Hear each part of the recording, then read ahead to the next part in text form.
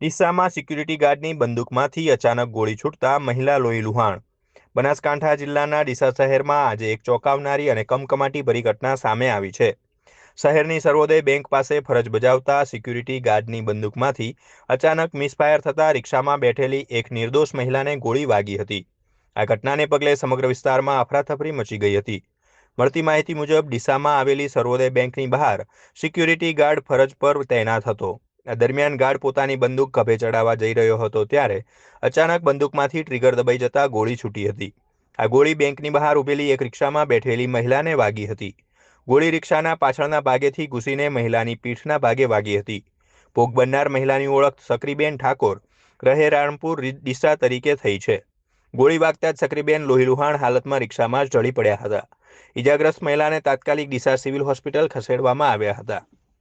મહિલાની હાલત ગંભીર જણાતા પ્રાથમિક સારવાર બાદ વધુ સારવાર અર્થે તેઓને પાલનપુર સિવિલ હોસ્પિટલ ખાતે રિફર કરવામાં આવ્યા છે। ઘટનાની જાણ થતાં જ ડીસા પોલીસનો કાફલો ઘટના સ્થળે દોડી આવ્યો હતો। પોલીસે તાત્કાલિક કાર્યવાહી કરતા પોલીસે બેંકના સિક્યુરિટી ગાર્ડની બંદૂક સાથે અટકાયત કરી છે। આ ઘટના પાછળ ગાર્ડની બેદરકારી હતી કે કોઈ ટેકનિકલ ખામી તે દિશામાં પૂછપરછ શરૂ કરી છે। જાહેર સ્થળો પર સુરક્ષાકર્મીઓની આવી બેદરકારી સામાન્ય નાગરિકો માટે જીવલેણ સાબિત થઈ શકે છે, જે હાલ તપાસનો વિષય બન્યો છે। रमेश भाई घटना कई रीते बनी थी? घटना ये पासल बैठा था टेबल ऊपर बैंक ની બાજુમાં રિક્ષા બાજુમાં પડી હતી તો એને ડાયરેક્ટ સીધી ફાયરિંગ કરવામાં આવી છે। કઈ જગ્યાએ ઘટના બની છે? ઘટના બની ફુવારા। શું બન્યું તું? ડાયરેક્ટ ફાયરિંગ કરી। કોને કરી? સર્વોદય બેંક પાસે, સર્વોદય બેંક વાળો, પટ્ટા વાળો એનો। ઓકે, બેન ક્યાંના હતા? એમનું નામ શું છે? બેન રાણપુરના સક્રીબેન ધારતીભાઈ ઠાકોર।